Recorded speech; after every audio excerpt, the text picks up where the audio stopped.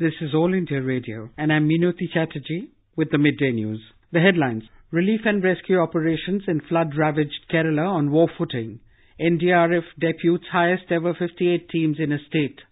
Water level receding in major rivers. Immersion of ashes of former Prime Minister Atal Bihari Vajpayee into sacred rivers begins with the Ganga at Haridwar.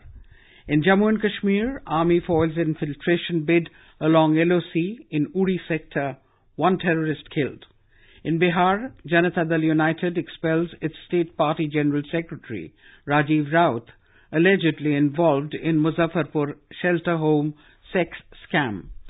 Pakistan PM Imran Khan announces 21-member cabinet, Shah Mahmood Qureshi to be the foreign minister. India wins its first medal of the 18th Asian Games in Indonesia. Shooters Apurvi Chandela and Ravi Kumar bagged 10-meter air rifle mixed team bronze. The rescue and relief operations in flood-hit Kerala are on a war footing. The National Disaster Response Force, NDRF, has deputed 58 teams for the operation. This is the highest ever deployment of NDRF in a single state since its raising in 2006. NDRF Director General Sanjay Kumar said that the operation is in full swing. NDRF की 58 teams हैं जो अभी राज्य के 8 जिलों में तैनात हैं। अभी तक इन टीम्स ने करीब 350 लोगों को बचाया है और 15,000 के करीब लोगों को सुरक्षित स्थान पर पहुंचाया गया है और इन टीम्स के पास लोगों के बचाव से संबंधित सुरक्षा के और इक्विपमेंट्स हैं जो लोगों की मदद कर रहे हैं। उसी के साथ ही और भी जो इक्विपमेंट्स इनको चाहिए, हमने राज्य सरकार के अधिकारियों को जो हमारे संपर्क में हैं उनको ये आश्वासन दिया है कि जो भी सहायता होगी हम उपलब्ध करवाएंगे। Massive rescue operations are continuing in worst affected places including Chenganur, Chalakudi, Aluva, Alapura and Pathanamthitta, and thousands were rescued. Over 4 lakh people are housed in 3,026 relief camps across the state. IMD Director General K.J. Ramesh said red alert has been lifted in Kerala for the first time since the 9th of this month. An orange alert has been issued in the districts of Alapura, Pathanamthitta and Ernakulam. बारिश की कमी पूरी तरह दिखाई देने की संभावना पूरा है। आज अभी जो है रेड अलर्ट का माहौल नहीं, आइसोलेटेड होगा, कहीं कहीं एक आध जगह होगी। अधिकांश भागों में हल्की से मॉडरेट इंटेंसिटी की रेनफॉल ही होगी। वो 21 के बाद पूरा बारिश कम होने का संभावना है। Water level in major rivers has decreased. Periyar River has showed a decrease of 5 feet in water level. Water is receding in many of the flooded areas. Officials said flood and landslides have claimed 194 lives in Kerala since August 8th. President Ramnath Kovind today spoke to the Governor and the Chief Minister of Kerala and inquired about the flood situation.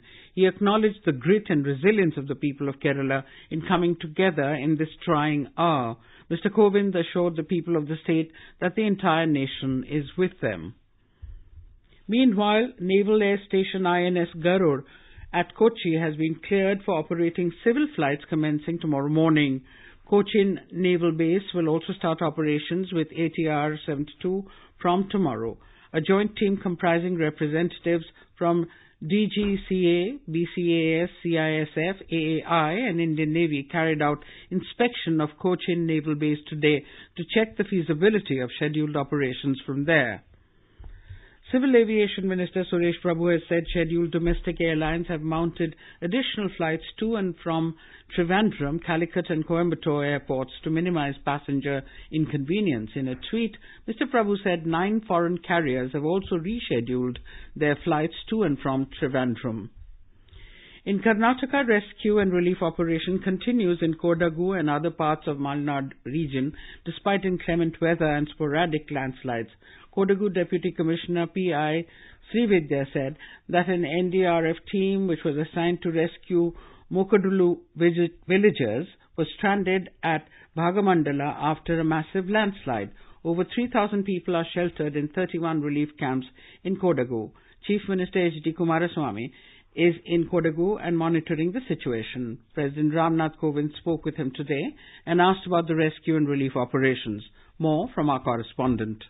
Intermittent rain and rampant landslides in Malnad region in Karnataka has created havoc leading to loss of life and property. The rescue and relief operation has become more strenuous as rescue teams have to trek long distances to reach stranded people. In a daring act, a rescue team saved a 2-month-old baby in Kodagu today. Clutching the child, a rescuer shifted the baby across a stream gushing with water by hanging precariously under a rope. Several such incidents of bravery by rescue teams are reported in Kodagu. At some places, landslides could not be cleared by earth movers as the soil is slippery and soggy. Sudhindra, AIR News, Bengaluru. In Uttar Pradesh, heavy rains in the last 24 hours has created a flood-like situation in many areas. More than 1 lakh people are still affected from flood fury in the state. AIR Lucknow correspondent reports that after heavy rains in Chitrakoot of Bundelkhand area, Mandakini River is wreaking havoc and water reached the city, forcing people to migrate to safer places. State Relief Commissioner Sanjay Kumar told AIR correspondent that 2 people died in rain-related incidents in the last 24 hours. The immersion of ashes of former Prime Minister Atal Bihari Vajpayee into 100 sacred rivers of the country began in the Ganga at Haridwar today. Mr. Vajpayee's ashes were immersed by his daughter Namita at Har Ki Pauri this afternoon. Home Minister Rajnath Singh and BJP President Amit Shah, Uttar Pradesh Chief Minister Yogi Adityanath and his Uttarakhand counterpart Trivendra Singh Rawat were present on the occasion, reports our correspondent. The Asti Kalash Yatra started from Balla Inter College, from where the Har Ki Pauri is about 4 kilometers away. During the Asti Kalash Yatra, the family members of late Atalji, BJP National President Amit Shah, Union Home Minister Rajnath Singh, Uttar Pradesh Chief Minister Yogi Adityanath, Uttarakhand Chief Minister Trivendra Singh Rawat, MP Ramesh Pokhriyal Nishank and Minister of Uttarakhand government were also present. Elaborate security arrangements have been made in view of Asti Kalash Yatra. A large number of people were present during the Asti Kalash Yatra. People paid tribute to Atalji by showering flowers. Raghavesh Pandey, AIR News, Dehradun. Earlier this morning, 3 urns carrying ashes of the departed leader were collected from Delhi's Smriti Sthal. In Jammu and Kashmir, an unidentified armed terrorist was killed in a fierce gunfight along the line of control, LOC, in North Kashmir's Baramulla district today. Defense spokesman said that the counter-infiltration grid eliminated infiltration bid in Uri sector in the wee hours today. He said the alert army personnel guarding the LOC repulsed attempt of an armed terrorist group in the area after gunfight ensued between the terrorists and the security forces. The operation is continuing in the area to track down any armed infiltrator who may have infiltrated into this side. There was no immediate report of any loss of life of security forces so far. Army killed 3 terrorists along the LOC in Tangdhar sector of Kupwara district yesterday. This is All India Radio giving you the news. For quick news updates round the clock, follow us on Twitter at AIR News Alerts.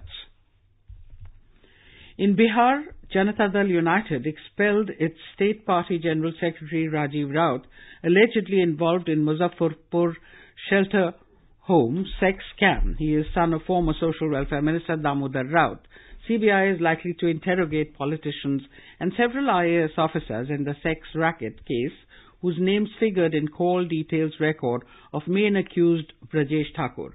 Sources said CBI will interrogate former Minister of Social Welfare Department and officials of the Health Department. The investigative agency has also seized objectionable and vital documents from the house of Brajesh Thakur. In Mizoram, the immunization drive under the mission Indradhanush is going on effectively with remarkable success. The mission aims to reach each and every child under 2 years of age and all those pregnant women who have been left uncovered under the routine immunization program. Here is a ground report from our Aizawl correspondent. In Mizoram, special intensified mission Indradhanush under Gram Swaraj Abhiyan is being conducted in selected 382 villages under all of the 8 districts. Under Gram Swaraj Abhiyan mission Indradhanush, Lungle district of Mizoram has completed 4 rounds of its immunization campaign. Meanwhile, an additional campaign has been carried on in the western belt of the district, namely Tlabung and Bungpun villages. Talking to AIR, Mrs. Lalnunpui said she and other women alike are getting access to such health campaign and benefited a lot. I am very happy that the central government has introduced this scheme. I belong to a very remote area in the state and accessing medical assistance is difficult. But now I am optimistic that I will have a healthy and safe delivery. And similarly, other caring women of our village will have safe delivery. According to the Lunglei District Senior Medical Officer Dr. Larin Thangi, the campaign is sticking to its timely schedule of weekly and quarterly rounds. Presently, they are going to start immunization campaign in sub-centers. Lunglei District has achieved 100% success in the additional round of Mission Indradhanush campaign. Irene, AIR News, Aizawl. External Affairs Minister Sushma Swaraj inaugurated Panini Language Laboratory during the 11th World Hindi Conference in Port Louis, Mauritius today. Panini was a renowned ancient Sanskrit scholar and he is considered as father of Indian linguistics. On the second day of the conference, deliberations are being held on various topics related to language and culture. A report from our correspondent covering the event. Films have always played an important role in popularizing and spreading Hindi across the world. Renowned Hindi writer, lyricist, screenwriter and poet Prasunna Joshi is presiding over a session on preservation of Indian culture through films. Comprehensive discussions on communication medium and Indian culture, immigrant world, language and culture, and Hindi children's literature and Indian culture is also being held. Delegates and eminent scholars from 20 countries, including India and Mauritius, attending these sessions. A discussion on future of technology was also held. In the evening, a cultural program will be organized. Rajkumar, AIR News, Port Louis, Mauritius. Pakistan Prime Minister Imran Khan has unveiled his 21-member cabinet, most of whom previously held key posts in the Pervez Musharraf regime. Pakistan Tehreek-e-Insaf (PTI) spokesman Fawad Chaudhry has said that out of the 21 names announced, 16 will be ministers while 5 others will be advisors to Mr. Khan. According to the list shared by Chaudhry on his Twitter account, veteran politician Shah Mahmood Qureshi will be the foreign minister of the party, and he was the foreign minister from 2008 to 2011 under the Pakistan People's Party government when the 2008 Mumbai terror attack took place. The newly announced cabinet is expected to take oath tomorrow at the President's house. In Saudi Arabia, more than 2 million Muslims have begun the annual Hajj pilgrimage. From first light today, throngs of the faithful circle the Kaaba in Mecca, one of the holiest Islamic sites.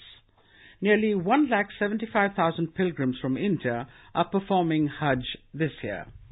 And now news from the 18th Asian Games being held in Indonesia. Shooters Apurvi Chandela and Ravi Kumar today gave India its first medal of the Games. In the finals of the 10-meter air rifle mixed team event, the pair finished third with 429.9 points to bag bronze.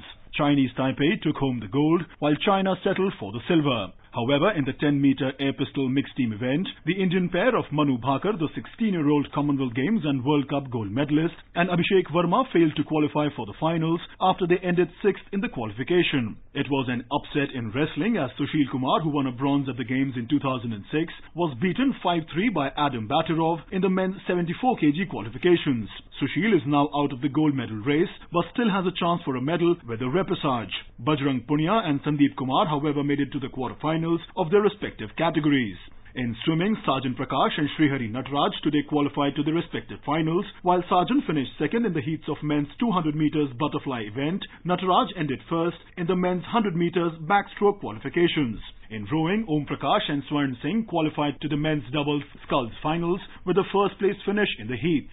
The Indian women's hockey team will kick off their campaign against Indonesia this evening in their first Pool B match. Sabi Hassan Khan, AIR News. In a tweet, Prime Minister Narendra Modi has congratulated Apurvi Chandela and Ravi Kumar for bagging the bronze medal. In cricket, India will resume their first innings at the overnight score of 307 for 6 against England on day 2 of the Nottingham Test today. And now, before we end the bulletin, the headlines once again.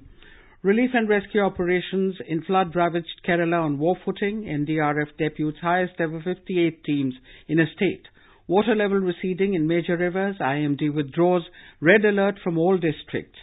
Immersion of ashes of former Prime Minister Atal Bihari Vajpayee into sacred rivers begins with the Ganga at Haridwar. In Jammu and Kashmir, Army foils infiltration bid along LOC in Uri sector. 1 terrorist killed. Pakistan PM Imran Khan announces 21-member cabinet, Shah Mahmood Qureshi to be the foreign minister. India wins its first medal of the 18th Asian Games in Indonesia. And with that, we end the Midday News.